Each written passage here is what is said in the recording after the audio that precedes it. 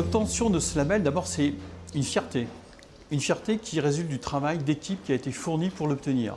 Et il y a une vraie démarche, c'est comme un petit peu au guide Michelin pour les étoiles, il y a un certain nombre de critères à remplir.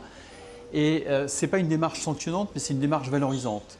Admettre un patient en réanimation, c'est aussi admettre une famille et ses proches.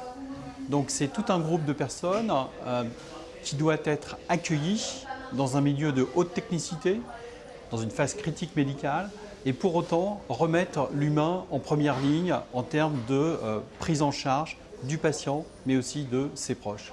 Cette démarche profite aux patients, mais aussi elle profite à toute l'équipe, parce que c'est vraiment une démarche de toute la communauté qui travaille en réanimation.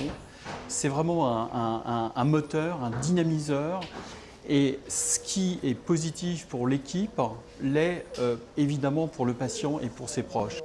Bonjour. De manière concrète, le label nous a permis d'améliorer encore la prise en charge de nos patients sur le thème du mieux-être, puisqu'ils nous ont incité à nous mettre en relation avec la médiathèque, par exemple, de la Pitié-Salpêtrière. Et nous avons pu organiser, grâce à eux, des concerts au chevet des patients. Donc un musicien est venu jouer quelques morceaux au chevet des patients plusieurs fois dans l'année. Et ça a amélioré vraiment le côté humain et mieux vivre en réanimation.